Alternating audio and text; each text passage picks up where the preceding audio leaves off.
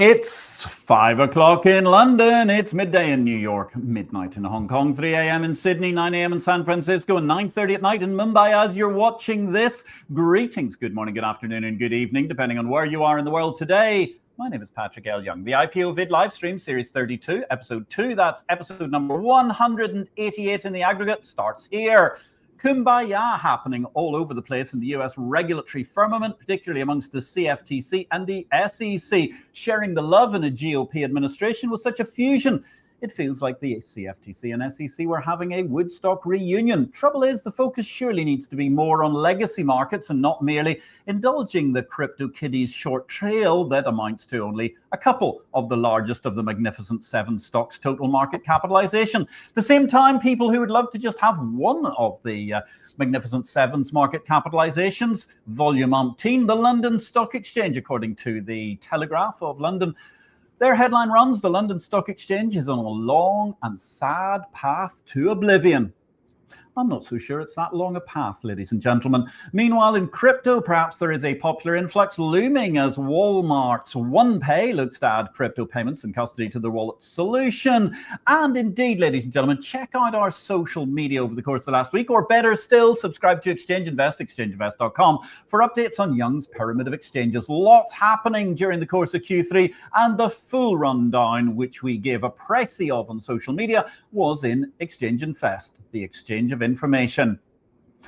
Our guest today, ladies and gentlemen, is Paul Podolsky. The topic, a fascinating one for episode 188, the uncomfortable truth about money.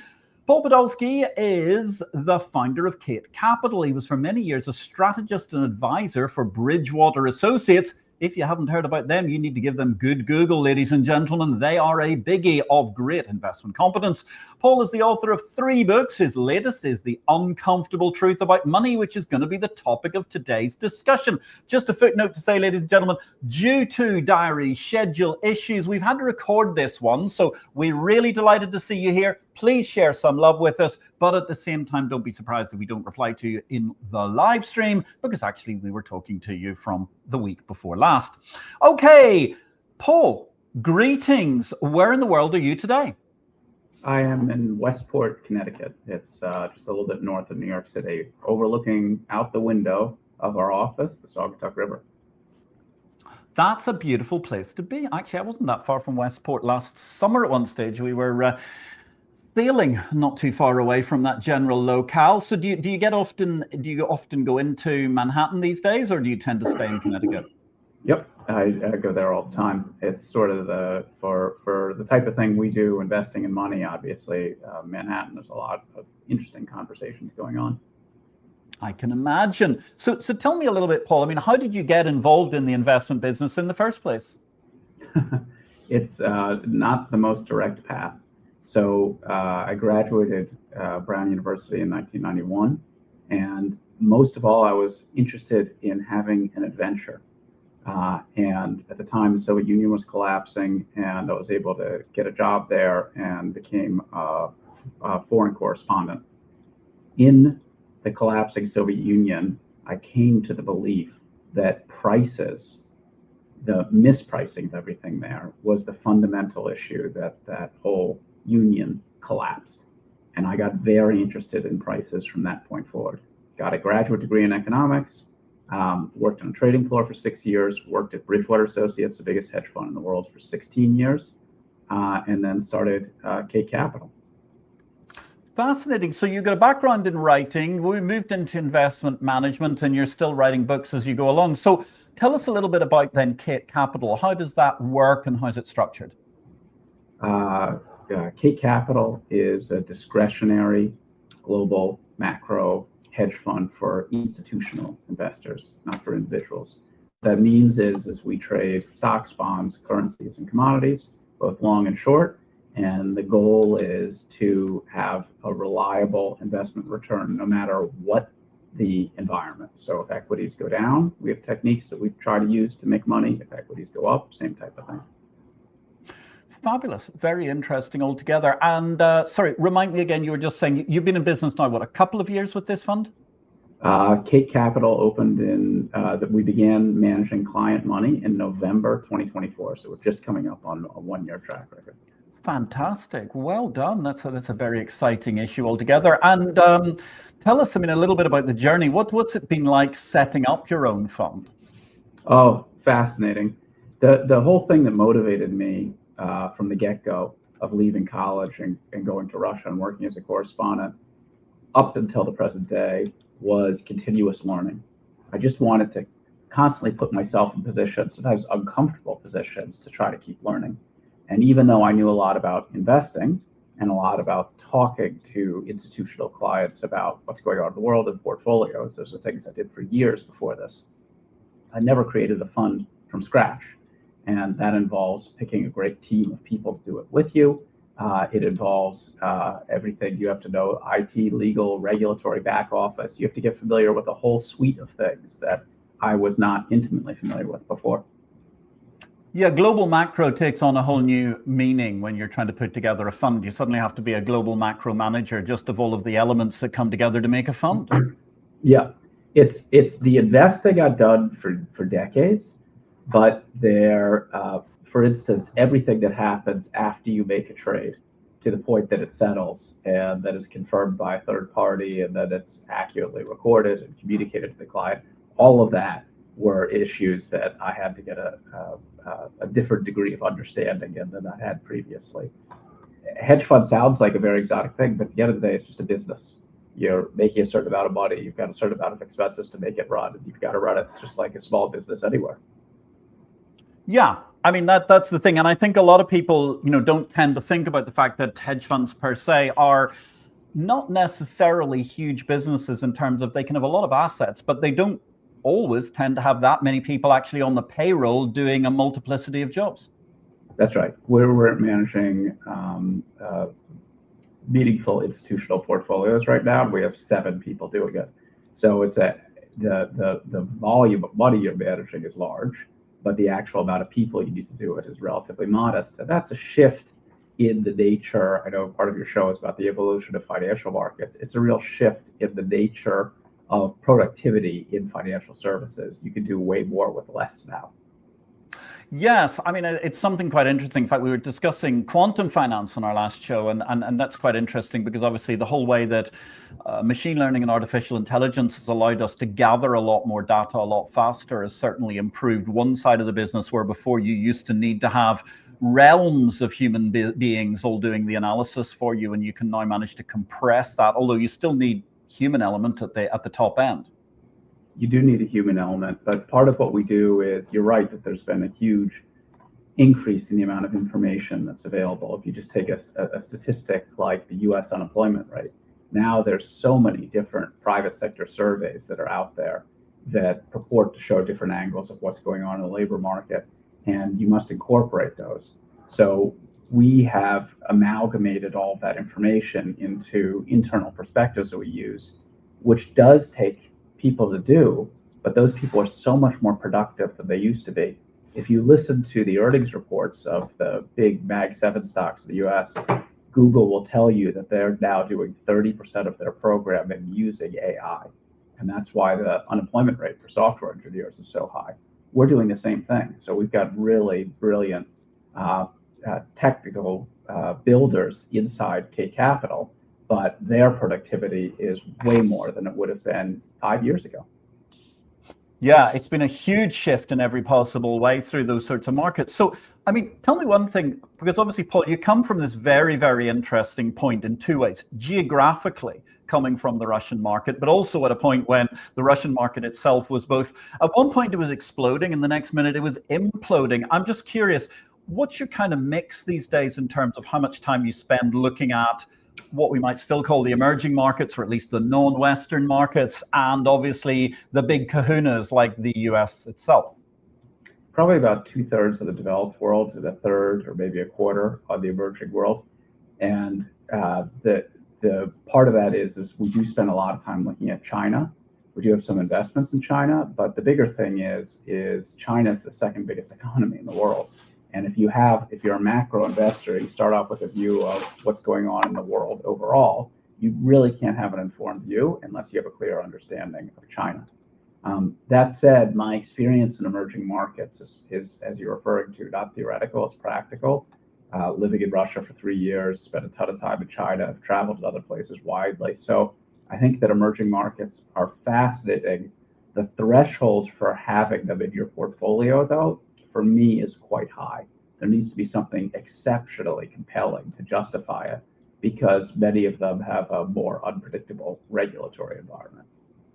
Yeah, it's so interesting, isn't it? I mean, having done more than my own share of frontier and emerging markets over the years, it's fascinating how, for all we talk about the greater productivity of AI, et cetera, we have to be incredibly careful, because there can be a huge gulf simply in information, let alone, as you say, the regulatory firmament, the legal firmament, when you're dealing with a lot of these markets compared to the USA.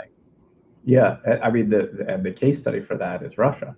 So if you look at the Russian stock market from the time the serfs were freed in the mid-19th century up until the 1917 revolution, Russian stocks actually keep pace nicely with American stocks and are lowly correlated. So from a portfolio diversification standpoint, in 1916, you would have said Russian stocks have to be a part of your asset allocation. And then came 1917. We've gone through the same boom bust in Russia again in my lifetime. When I moved there in 1991, all the way up, they had an unbelievable run. And now Russian assets are once again uninvestable.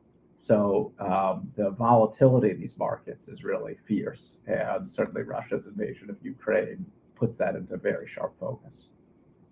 Yeah, well, I mean, obviously the whole geopolitics of Russia's investment of Ukraine is one thing, but even before then, it was proving very challenging, despite the fact that, to be fair, the Russian investment architecture, the investment structure of 2010, 2015 was materially, I mean, 7 sigma better than what you were looking at between 1991 and 1995. But nonetheless, it has been very, very troublesome.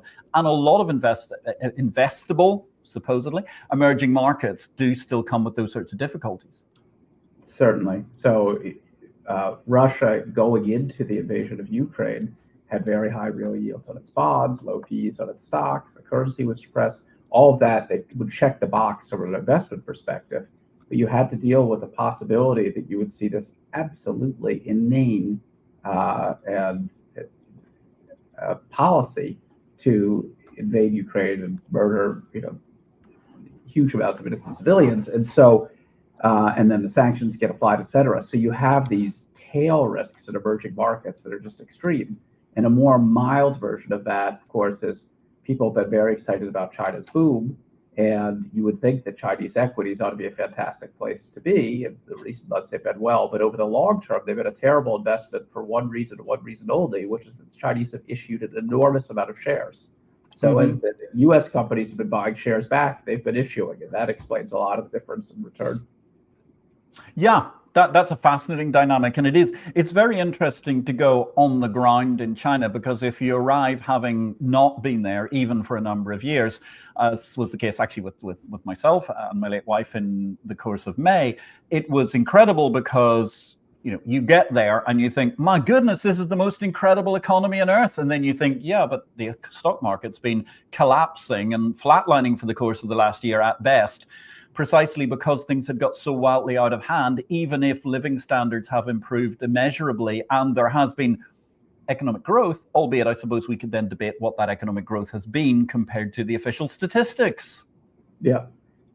Yes. And so and it's through experiences like that, and also the ups and downs in developed world economies, that was the key idea I was trying to convey in The Uncomfortable Truth About Money, which was we all want something out of money that provides a stable return over time, that allows us, our savings, to grow at a rate faster than inflation.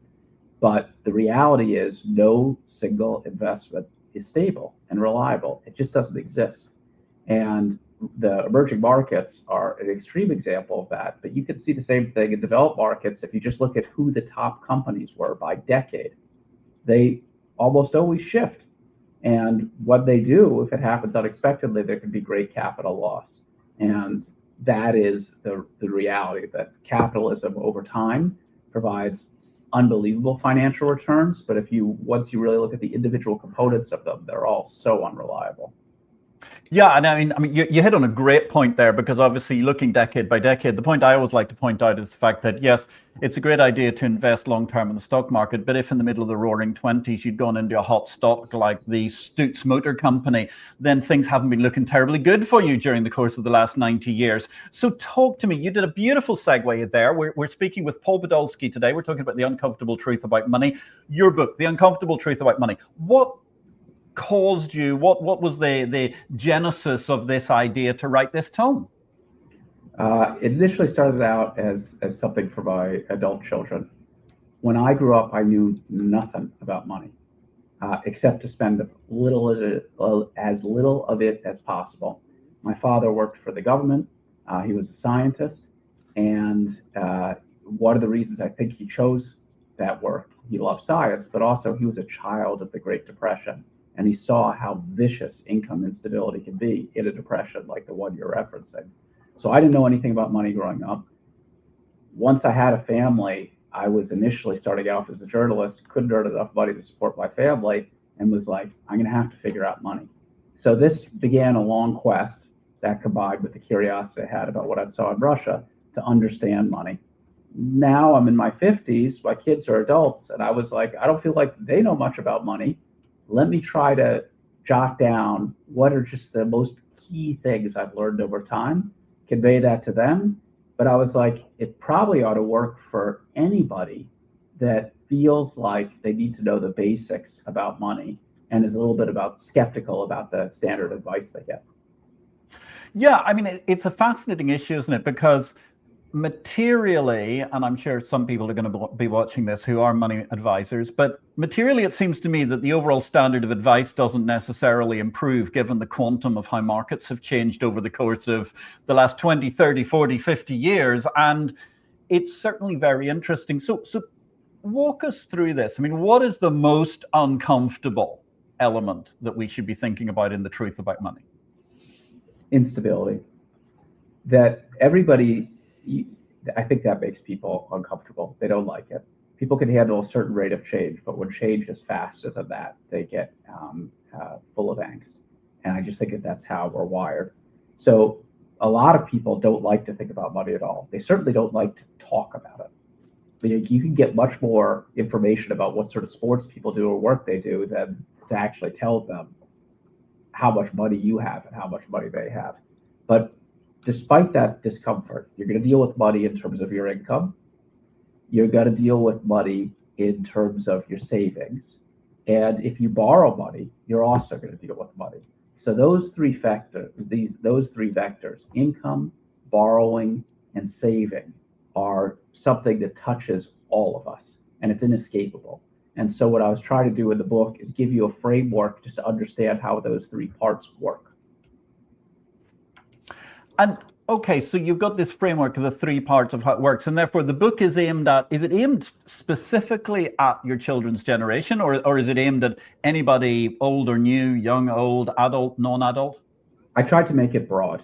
One of the things I've learned through my books is you want to make it as broad as possible. So I had it, the money also is a boring topic for many people. It's much more interesting to think about romance or spy movies or something like that. So I tried to interject the book with a lot of personal stories. Each time I learned a money lesson, even though it might be an abstract lesson about how best to save, I tried to inject the story with the moment in time when I learned that, who I was talking to. So in that sense, my aim is to have something that's much more applicable to a broad audience.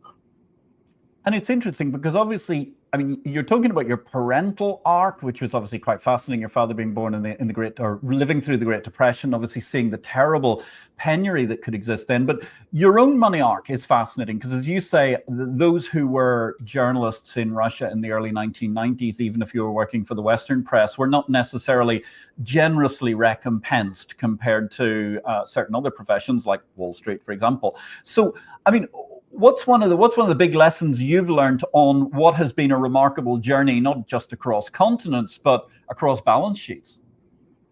Focus on what is, first of all, not what you would like it to be. So I started off being a writer, and part of the Russia experience was to have a Hemingway-like experience. He drove an ambulance in Italy, and World War I, and then I was going to become a foreign correspondent. But the time that I began to get into that profession was the time when the internet was beginning to destroy the cash flow of a lot of the big media companies. And this is a normal thing that happens. It's happening right now with automation. There's a lot of people that have driven for a living. They might drive a truck or a forklift or a cab. And those jobs are all getting rapidly replaced right now by robots. And it's starting, and it's going to accelerate. The number of American cities right now with automated taxis is growing. In some places, Norway, United Arab Emirates is already, much more advanced. And so what I learned is, even though I had these images of what being a writer would be like, it forced me to live in very frugal circumstances. I opened the book with the story of watching these rats walk back and forth in front of the apartment building with my son. And so it forced me to just think about, well, forget about what you wanted, Paul. Think about where the cash flows are moving in society. What forces are getting them to move? And you're going to have to move with them, Paul, even if you're not that enthusiastic about it. Because if you're on the wrong side of one of these technological changes, you could be the most thoughtful person in the world, and it's going to be really tough to earn a living.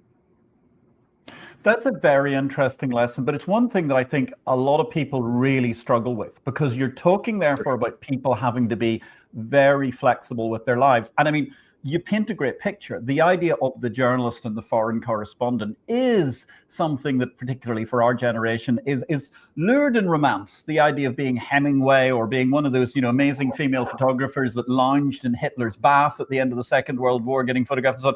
There's so many incredible stories, and it seems so amazing. And of course, the most important point was they actually had expense accounts that were probably more lavish than the salaries of today's foreign correspondents. So it's a huge change.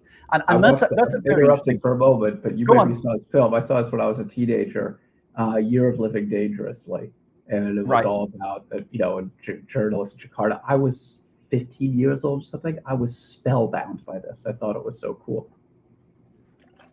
I'm totally with you. I mean, it's all that sort of fascinating thing, and the lure and the excitement of going to, whether it was Jakarta or old Hong Kong or something like that, on how incredible these places were. And indeed, to this day, I mean, the Foreign Correspondents Club of Hong Kong, which remains one of the most elegant clubs in the entire place. But I don't think any journalists can actually afford to be members anymore, virtually. So it all ended up being bankers who claim they were stock analysts in order to manage to get elected in the first place. It's a very, very interesting thing, because that remains to me a hugely difficult thing to explain to people, which is, that thing you got in your heart that you think is going to drive you. And actually, let's face it. Sorry, I'm going to go on a quick monologue for a minute. But one of the things that is the worst thing, if I may say so, from the sort of plutocratic billionaire class is they all go out and lecture MBA classes or wherever, and they all go, follow your dreams, children. And then you find out that they made $1 billion out of, working on, I don't know, chicken fertilizer, for want of a better term that we can get away with, which I don't think was in your dreams when you were 14 years old, Mr. Chicken Fertilizer Billionaire. Yeah, and it is a tough lesson to learn, and I think it's a balance. So the writing, trying to explain the world, understand it, still motivates me very much, but I felt like I had to adjust that curiosity to the reality of present day cash flows. And it was a bumpy process. There were many times when I felt uncomfortable with that. But then when I look back at the history of markets, the rises and falls and shifts in wealth, I believe that is something that many, many people are living through all the time, and it just becomes more normal. And I think one of the things that people like about the book is it talks about that. But I also think if I'd just written the truth about money, as opposed to the uncomfortable truth about money, maybe it would have drawn even more people in. Because the minute you say it's uncomfortable, it's uncertain, a certain percentage of people are like, yuck, I want certainty. Well, that's also true. But on the other hand, I mean, money is such a polarizing thing when you say the word money, because everybody somehow or other, on one side, everybody sees it as a positive because they know that they need it to pay for their food and this, that, and the other. But at the same time, it just puts so many people off because for whatever reason, they have a very quixotic relationship, to put it mildly, with their money in the first place. Yeah, I feel like it's to take two extremes of it. People who feel like they don't have enough, and I remember when I did not have enough, the feeling I had was that I'd done something wrong, that I'd made a mistake. How come I couldn't afford a decent apartment for my family? It was very small, it had a bad odor, it was just unpleasant. So if you don't have enough, I think there's discomfort that somehow it's your responsibility. And then for people who have a lot of money, I think that they worry that other people will envy them, other people will ask for some of their money. And so along the full spectrum, there is discomfort all along. And as I said earlier, people are very loath, or most people are very uncomfortable to actually tell you what their financial situation in detail is. It's like the deepest of secrets. Yes, and it's also quite interesting when you look at people's financial situations, because let's face it, and from what I can recall of being in Connecticut, it's not immune to this situation.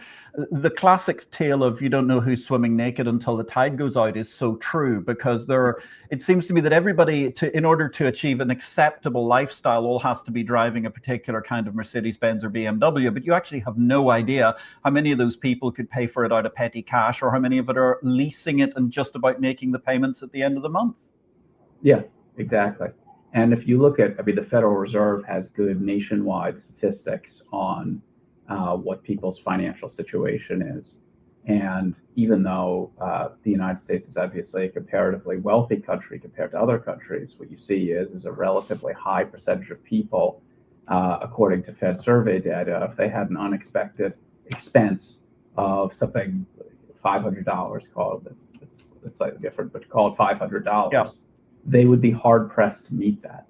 And so if you think about that, it's like, well, why is that? Here's this wealthy country, but huge parts of the population feel financially strapped. And because for a period of time I was in that situation, for me getting very clinical about mechanically what's happening. How come my income is like this? How come the goods I'm trying to buy, like medical care, cost that?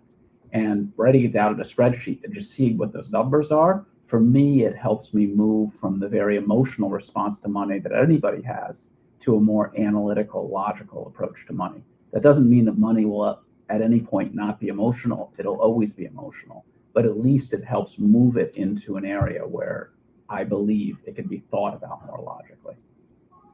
Yeah, and you raise a great point there by talking about actually medical care, because let's face it, you're saying whatever that number is in America, but it really is wafer thin, because $500 or $1,000 barely gets you the clipboard to sign when you're when you're going into hospital in most states of the USA, let alone actually any treatment. So it's always going to be an issue if people haven't got enough coverage, whatever that number is. And I know that it is remarkably wafer thin, that it's only a relatively minor incident of significant plumbing or something like that could actually materially impact a lot of American citizens in the richest, greatest economy the world has ever seen, which is quite shocking.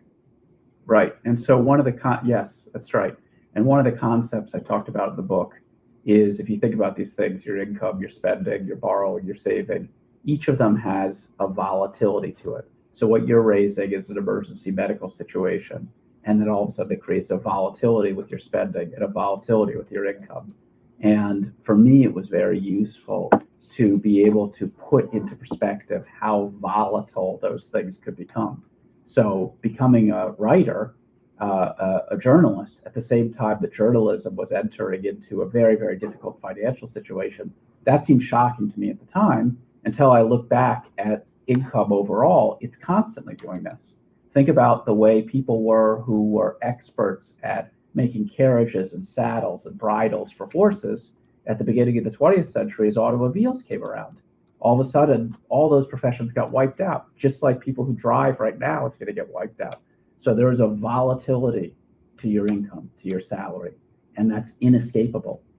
And places that have tried to remove the volatility, like the Soviet Union or like North Korea right now, the costs of trying to remove it are so much worse than any particular benefits. You can't get away from it.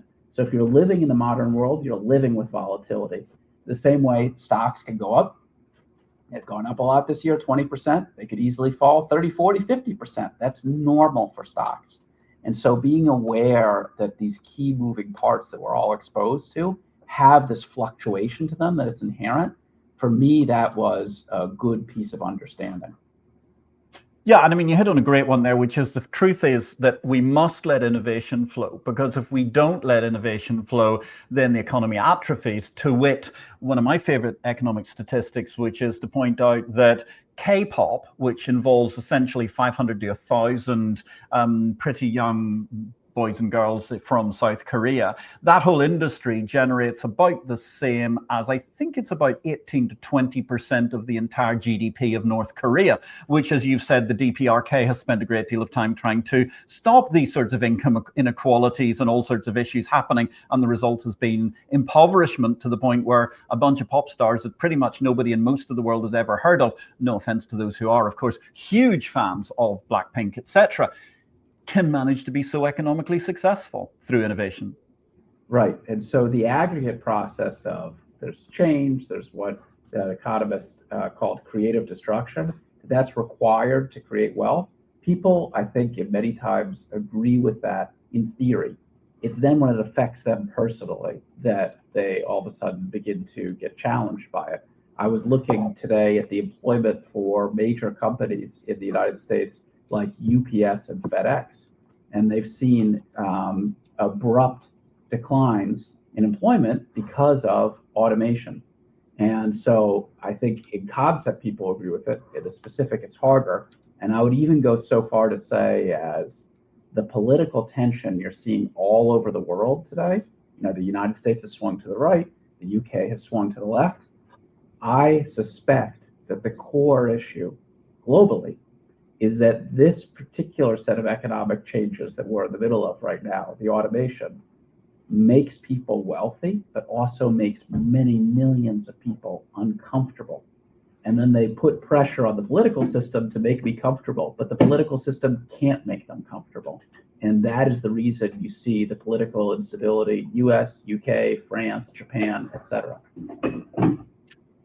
That's a very good point. And it's a very, very interesting one, which we're going to carry on in the conversation in just a couple of moments. I'm here with the absolutely fascinating Paul Podolsky. We're talking about the uncomfortable truth about money, and we're having a great roam around the macro world of investing. And in fact, one of the points Paul was just making was, what happened to the people who were making horses and carriages and saddles and so on for horses? Well, the answer is the ones who succeeded actually succeeded exponentially by modifying their business model. Nowhere was that more obvious than in the case of Hermes, which is the topic of our short video of the week. In big world, I've always thought a great argument against private jets was the Birkin bag. Not that I'm averse to private jet rides being offered, but sometimes it can really make sense commercially to get out there and meet the people, as it were. This was the gestation of the Birkin bag, now source of vast cash revenues, perhaps $150 million per annum, and they restrict sales to Hermes. In 1984, on a flight from London to Paris, the Hermes CEO, Jean-Louis Dumas, was seated next to a basket carrying Jane Birkin, the famous model, chanteuse, actress, etc. He bemoaned the lack of a suitable handbag for dynamic fashionistas like her. As the story goes, Dumas got to work sketching on napkins in flight. The original Birkin was given to arguably Britain's most famous export to Paris, and Le Birkin sold hers a decade later at Nade's benefit. The handbag sold again in 2000 AD for an undisclosed price before making a fairly staggering $10 million, including fees at Sotheby's in Paris earlier this year, to a Japanese bidder. And in case you haven't gathered, that was the highest price ever paid for any handbag at auction. For more in Big World, like or follow. And I must admit also, as a footnote to that, I'm actually really impressed by Mr. Dumas, because first of all, the flight's only about 1 hour long. He managed to sketch a new handbag. And second of all, he managed to sit beside Jane Birkin and actually manage a conversation, whereas I think I would have probably just been sitting there incapable of saying anything. Our book of the week this week, ladies and gentlemen, moving on from saddlers who've gone good in the luxury products world, is The Essential Guide to College Financial Planning, How to Pay for College Without Going Broke, by one of our former IPO-VID guests, John Ensley. He reveals the new secrets to beating meeting astronomical college costs, something which may come as a great relief to a vast number of people who are coming to the uncomfortable truth about education. Although at the same time, I'd have to say I'm not necessarily sure that education these days is, well, worth the money that it was even when it was priced 20 years ago. However, that might just be me in a changing world. I'm here with Paul Podolsky. We're having a really gripping conversation. We're discussing the uncomfortable truth about money. Paul, it is interesting, I mean, when you look at the whole thing, because actually education is a bugbear of mine, because it seems to me that in the United States of America, you now pay a huge amount of money to go to a university to get a Rolodex, which comes with an education, which may or may not actually be. The education actually is probably not the most important component anymore. And I'm just curious, I mean, in a changing world, what's the uncomfortable truth about money and how you ought to be spending it on education, given the fact that you yourself mentioned you're a lifelong learner? It's a very important decision. And the cost, particularly in the US, of education has just skyrocketed. The concept I shared in the book is that there are castes, K-A-S-T-E-S, in society. And then there are castes within castes. And this is one of those things that shouldn't be that way, but it is. For me, when I switched from being a journalist to a banker on a trading floor, that was switching my caste. And then switching to work at Bridgewater, a hedge fund, was also switching my caste. And leaving Bridgewater to start this was shifting caste. Shifting caste is hard. Education is a part of that. There's many jobs in modern society that you can do without an education. Bill Gates, obviously, has gotten very far without having a college education. Unfortunately, however, in the sorting process of selecting jobs, education really matters. So it's a choice.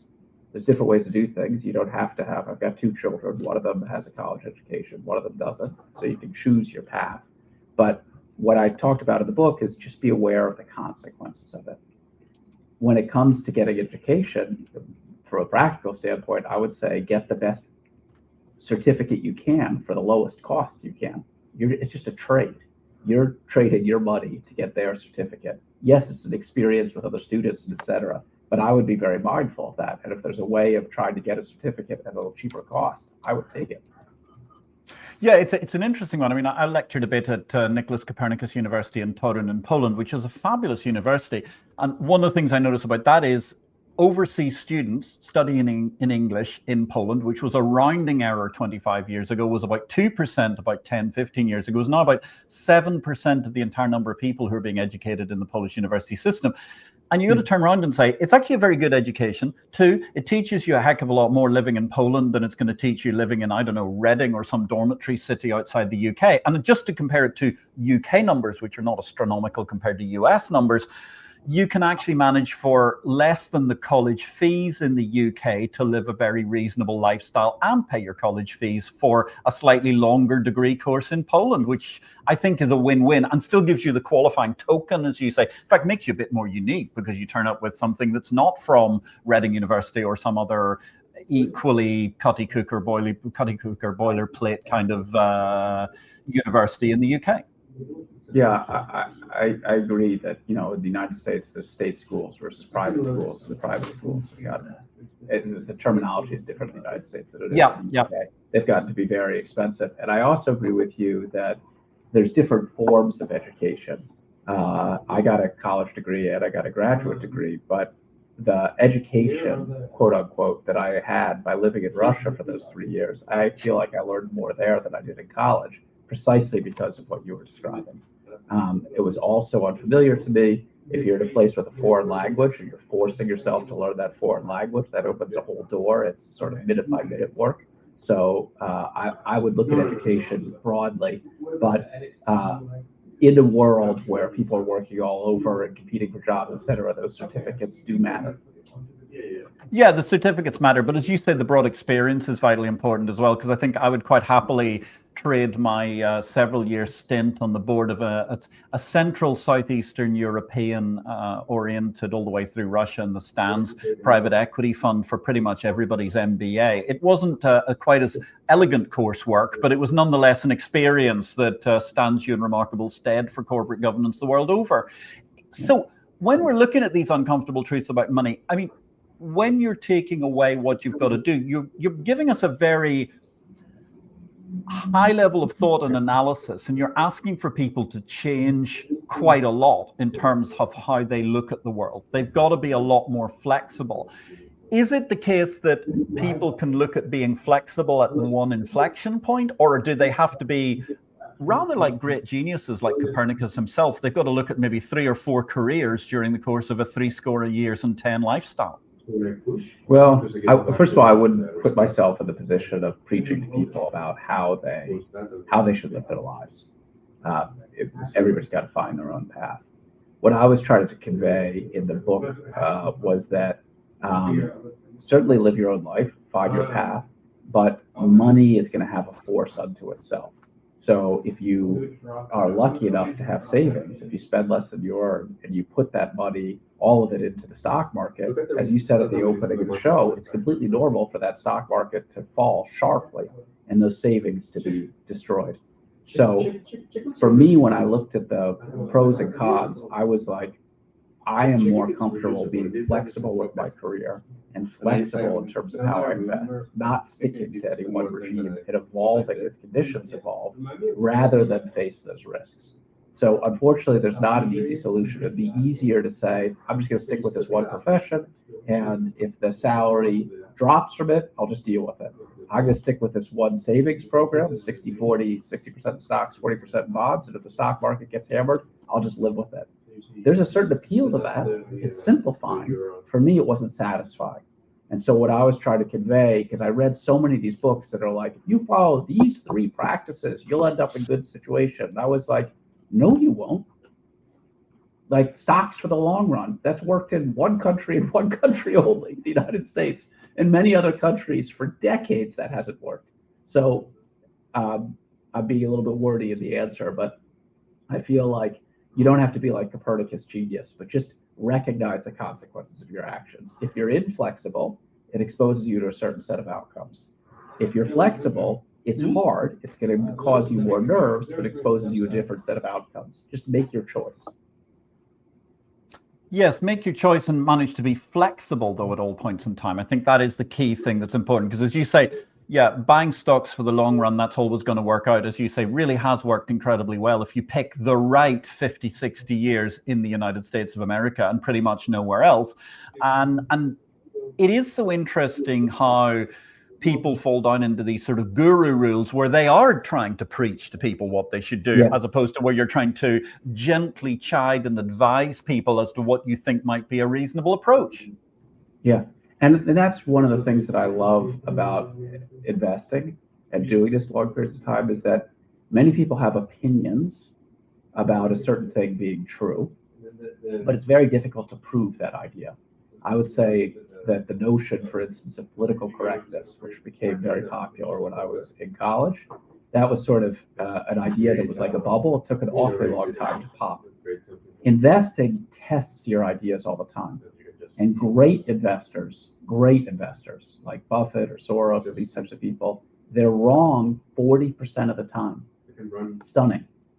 It's the 60% of the time they're right that's led to their wealth. What that means, though, is they're getting constant feedback on decisions they took that were obviously mathematically wrong. They bought X thinking it was going to rise in value, and it fell. And so that process, being in that for decades, I feel like has helped. Some people say like a yoga practice helps them get physically flexible.